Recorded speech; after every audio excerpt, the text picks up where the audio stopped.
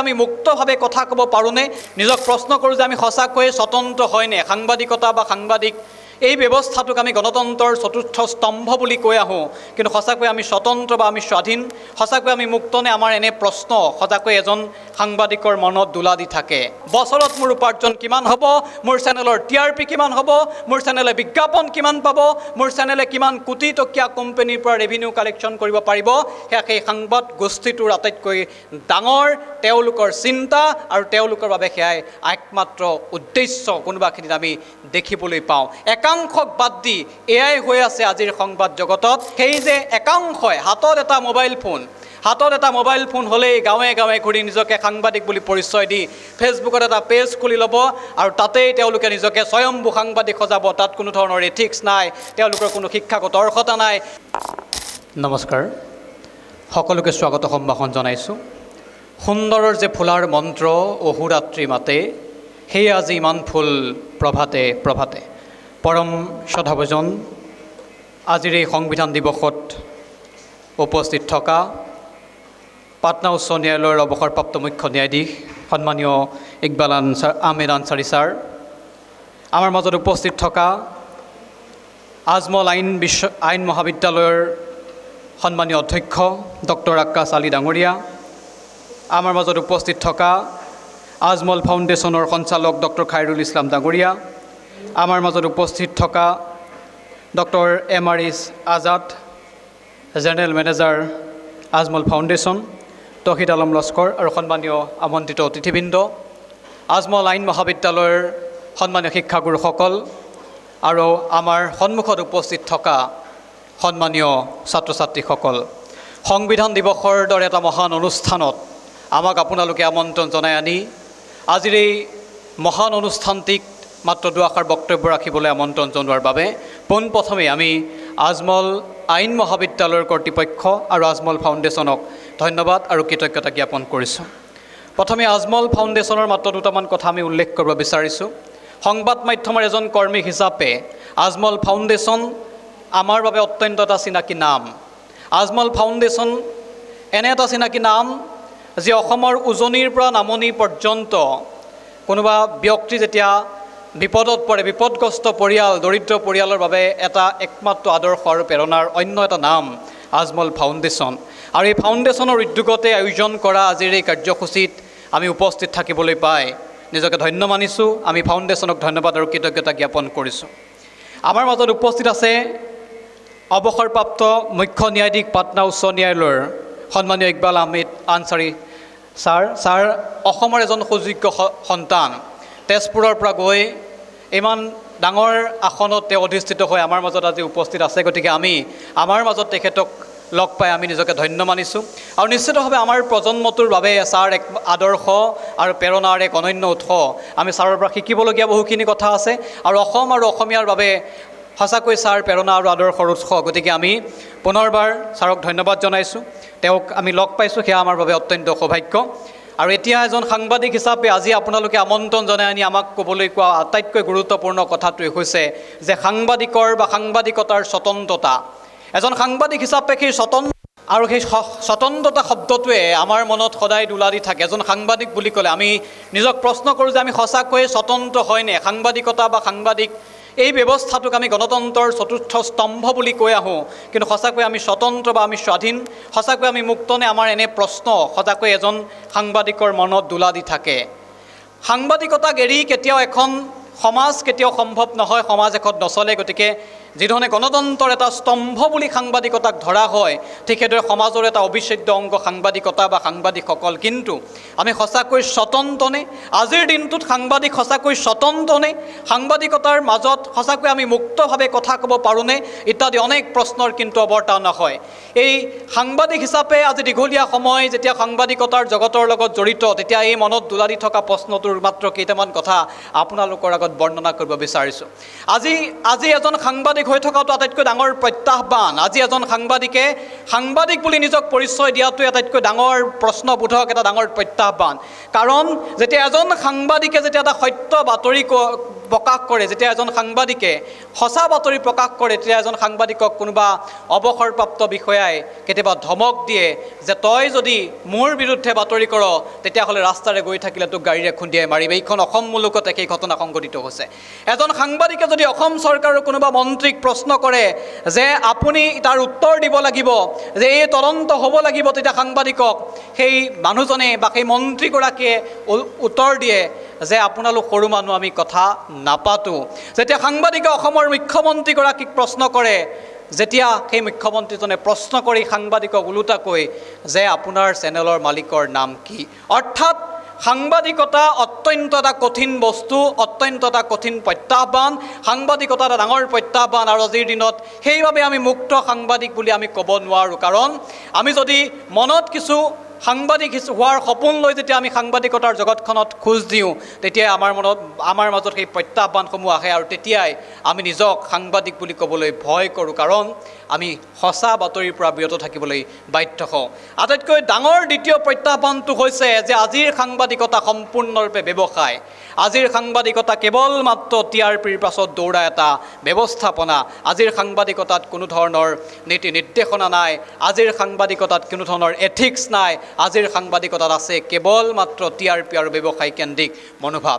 এটা সংবাদ প্ৰতিষ্ঠান যেতিয়া কোনোবা এজন স্বত্বাধিকাৰীয়ে গঢ় দিয়ে, তেওঁ প্ৰতিটো পলে পলে তেওঁৰ এটাই চিন্তা যে মই আজি গঢ় দিয়া এই সংবাদ প্ৰতিষ্ঠানটোৰ পৰা মাহেকত মোৰ উপাৰ্জন কিমান হ'ব, বছৰত মোৰ উপাৰ্জন কিমান হ'ব, মোৰ চেনেলৰ TRP কিমান হ'ব, মোৰ চেনেলে বিজ্ঞাপন কিমান পাব, মোৰ চেনেলে কিমান কোটি টকীয়া কোম্পানীৰ পৰা ৰেভিনিউ কালেকশ্যন কৰিব পাৰিব।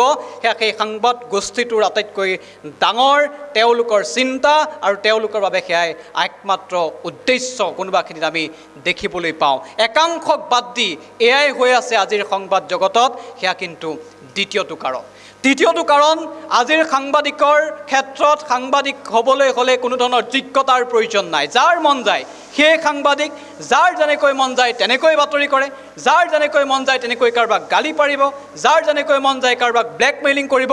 অৰ্থাৎ এই সাংবাদিকতাৰ ক্ষেত্ৰত যি ধৰণৰ পাঠ্যক্ৰম এটাৰ প্ৰয়োজন হয়, আপুনি যদি এজন সাংবাদিক হ'বলৈ হয় আপোনাক এটা পাঠ্যক্ৰমৰ প্ৰয়োজন হ'ব। আপুনি যদি সাংবাদিক হ'বলৈ হয় আপোনাক নিৰ্দিষ্ট এথিক্সৰ প্ৰয়োজন আছে। অৰ্থাৎ সেই যে সাংবাদিক হ'বলৈ আমি আহিছোঁ, সেই যে একাংশই হাতত এটা মোবাইল ফোন হ'লেই গাঁৱে গাঁৱে ঘূৰি নিজকে সাংবাদিক বুলি পৰিচয় দি ফেচবুকত এটা পেজ খুলি ল'ব আৰু তাতেই তেওঁলোকে নিজকে স্বয়ম্ভূ সাংবাদিক সজাব। তাত কোনো ধৰণৰ এথিক্স নাই, তেওঁলোকৰ কোনো শিক্ষাগত অৰ্হতা নাই। কোনোবাই 10ম শ্ৰেণী পাছ কৰিছে, কোনোবাই ক্লাছ 8 পাছ কৰিছে আৰু তেওঁলোকে নিজক সাংবাদিক বুলি কৈ গাঁৱে গাঁৱে নিজকে প্ৰমাণ কৰে যে তেওঁলোকে গণতন্ত্ৰৰ চতুৰ্থ স্তম্ভক ধৰি ৰাখিছে। সেয়া আমাৰ বাবে প্ৰত্যাহ্বান। আমাৰ বাবে প্ৰত্যাহ্বান এই কাৰণেই যে সাংবাদিকতাটো কেৱল আমাৰ বাবে কেৱল পেচা নহয়, সাংবাদিকতাটো আমাৰ বাবে নিচা। আৰু সেই নিচাৰ পিছত দৌৰি আমি সাংবাদিক হ'বলৈ আহিছোঁ। কেৱল মই নহয়, অসমৰ হাজাৰজন মানুহ, ভাৰতবৰ্ষৰ হাজাৰজন মানুহে সাংবাদিক হ'বলৈ এইকাৰণে আহে যে সাংবাদিকতা তেওঁলোকৰ বাবে পেচা নহয়, নিচা। কিন্তু এই নিচাৰ পিছত দৌৰি অহা মানুহবোৰৰ বাবে সেয়া এক ডাঙৰ প্ৰত্যাহ্বান। আৰু সেই প্ৰত্যাহ্বান যেতিয়া আমাৰ সন্মুখত থিয় হয়, তেতিয়াই কিন্তু সেই স্বতন্ত্ৰ সাংবাদিকতাৰ যি ব্যৱস্থাপনা, যি আমি সাংবাদিকতা যে ফ্ৰীডম অফ প্ৰেছ বুলি য'ত আমি ক'বলৈ বিচাৰোঁ, সেয়া এটা একমাত্ৰ প্ৰশ্নবোধক হয়। স্বতন্ত্ৰ সাংবাদিকতাৰ বাবে আমি কোনোবাখিনিত ৰৈ যাব লাগে, আমি কথা ক'বলৈ ক'ৰবাত সাহস কৰিবলৈ টান পাওঁ। গতিকে তেনে প্ৰেক্ষাপটত এজন সাংবাদিক হোৱাটো আজিৰ দিনটোত বা আজিৰ সময়ত যথেষ্ট প্ৰত্যাহ্বান। আৰু এই প্ৰত্যাহ্বান নেওচি যদি আমি আগবাঢ়ি যাবলৈ হয়, তেতিয়াহ'লে কিন্তু আটাইতকৈ ডাঙৰ কথাটোৱেই হৈছে যিসকলে সাংবাদিকক ভাল পায়, সংবাদ প্ৰতিষ্ঠানক ভাল পায়, সাংবাদিকতাৰ যি ব্যৱস্থাপনাক ভাল পায়, আমাৰ দৰে ইয়াত বহি থকা যিসকল লোক আছে তেওঁলোক কিন্তু সজাগ আৰু সচেতন হ'ব লাগিব। এইকাৰণে সজাগ আৰু সচেতন হ'ব লাগিব, কাৰণ আজিৰ দিনটোত এজন সাংবাদিক হিচাপে বছৰৰ অভিজ্ঞতাৰ পৰা এটা কথা কওঁ, যেতিয়া আমি আজি এই আজমল আইন মহাবিদ্যালয় অনুষ্ঠানটো যদি আমি সম্প্ৰচাৰ কৰোঁ, ইয়াত কোনোবাই বিশিষ্ট ব্যক্তিয়ে কথা কৈ থকাৰ বাৰ্তাটো যদি আমি সম্প্ৰচাৰ কৰোঁ, সেয়া চোৱা মানুহৰ সংখ্যা কম। তাৰ বিপৰীতে যদি আমি কওঁ যে কোনোবাই কাৰোবাক ব্লেকমেইলিং কৰিছে, কোনোবা কাৰোবালৈ কিবা অসৎ চৰিতাৰ্থ বা বিভিন্ন ধৰণৰ প্ৰেমজনিত কথাক লৈ যদি আমি বাতৰি কৰোঁ, তেতিয়াহ'লে বাতৰি চোৱাৰ মানুহৰ সংখ্যা বেছি। আৰু সেইবাবেই সেই যে TRP শব্দটো, সেই TRP শব্দটো ধৰি সাংবাদিকতাৰ জগতত থকা বহু মানুহে কিন্তু সেই এথিক্স পাহৰি আমি বাধ্য হওঁ যে একমাত্ৰ আমি দৰ্শক বা TRPৰ স্বাৰ্থত তেনে বাতৰি সম্প্ৰচাৰ কৰিবলৈ। আৰু তেতিয়াই আমি সেই সাংবাদিকতাৰ স্বতন্ত্ৰতাটোক লৈও কিন্তু প্ৰশ্ন উত্থাপন হয়। গতিকে আমি যিসকলে সাংবাদিকতাক শ্ৰদ্ধা কৰোঁ, যিসকলে আমি বাতৰি চাওঁ, যিসকলে সংবাদ মাধ্যমৰ লগত জড়িত, আমি সজাগ আৰু সচেতন হ'ব লাগিব। আৰু এতিয়া সম্পূৰ্ণৰূপে সেই টিভিৰ পৰা আঁতৰি আহি আমি এটা ডিজিটেল প্লেটফৰ্মত বা এই ডিজিটেল ধাৰণা এটা আমাৰ মাজত আহিছে। গতিকে এতিয়া প্ৰতিজন ব্যক্তিয়ে মানে আমি সাংবাদিক, ইয়াত এটা সাংঘাতিক প্ৰতিযোগিতা চলে। কোনে আগত খবৰ দিব পাৰে তাক লৈ এটা প্ৰতিযোগিতা চলে, আৰু সেই প্ৰতিযোগিতাত আমি সঁচা খবৰতকৈ মিছা খবৰ বেছিকৈ দিওঁ। আমি কেতিয়াও ভাবি নাচাওঁ যে সঁচা খবৰ কিমান গুৰুত্বপূৰ্ণ, মিছা খবৰটো কিমান মিছা। আমি মাত্ৰ প্ৰতিযোগিতাৰ দৌৰত গৈ আমি মিছা খবৰ বেছিকৈ দিওঁ, সঁচা খবৰ ক'ৰবাতেই থাকি যায়। আমাক মাত্ৰ TRP লাগে, আমাক মাত্ৰ ভিউৱাৰ্ছ লাগে, আৰু সেইবাবে আমি কিন্তু আমি সাংবাদিকবিলাক এতিয়া কেৱল TRP আৰু ভিউৱাৰ্ছ বা দৰ্শকৰ বাবে আমি এতিয়া দৌৰি ফুৰিছোঁ। আৰু এই ধাৰণাটো কিন্তু আমি সলনি কৰিব লাগিব, কাৰণ সাংবাদিকতা গণতন্ত্ৰৰ চতুৰ্থ স্তম্ভ। গতিকে আমি মনত ৰাখিব লাগিব যে আজিৰ যি ডিজিটেল প্লেটফৰ্মৰ সৃষ্টি হৈছে, যাৰ জৰিয়তে আজি সাংবাদিকতাক আমি বেলেগ এটা স্তৰলৈ লৈ গৈছোঁ, মানুহৰ মাজলৈ লৈ গৈছোঁ, এই সময়ত আপোনালোক কিন্তু প্ৰতিজন একোজন সাংবাদিক। কাৰণ আজি যেতিয়া ভূমিকম্প আহে তেতিয়া আমি দেখা পাওঁ যে বহু মানুহে ভূমিকম্প আহিলে নিজক বচোৱাৰ সলনি, ক'ৰবাত আঁতৰি যোৱাৰ সলনি ফেচবুক বা হোৱাটছআপত এটা ষ্টেটাছ দিবলৈ ভাল পায় যে ভূমিকম্প আহিছে। অৰ্থাৎ যিটো সাংবাদিকে কৰিব লাগিছিল সেইটো সৰ্বসাধাৰণ জনতাই কৰিছে। এই যে মানুহে সাংবাদিকতাৰ যিটো ধাৰণা বা ধাৰণাটো তেওঁলোকে লৈছে, বা ক'ৰবাত এক্সিডেণ্ট এটা হৈছে লগালগ ফেচবুক লাইভ দিছে, ফেচবুকত ভিডিঅ' বাৰ্তা দিছে, এনেধৰণৰ যি চিন্তা চেতনাৰ সৃষ্টি হৈছে, মই ভাবোঁ যদি ৰাইজ সজাগ হয় তেতিয়াহ'লে সেই সাংবাদিকতাৰ স্বতন্ত্ৰতা বা সাংবাদিকতাৰ যি স্বতন্ত্ৰ যিটো আমি ধাৰণা, সেই ধাৰণাটো কিন্তু জীয়াই থাকিব। অন্যথা গণতন্ত্ৰৰ চতুৰ্থ স্তম্ভ বুলি আমি যিমানেই নকওঁ, আমি কিন্তু সাংবাদিকতাৰ সেই এনেধৰণৰ প্ৰত্যাহ্বান কিন্তু আমি সদায় পাই থাকিম। বিশেষ কথা আৰু নকওঁ, কাৰণ মোক সময় মাত্ৰ 10 মিনিট সময় বাছনি কৰি দিয়া হৈছিল।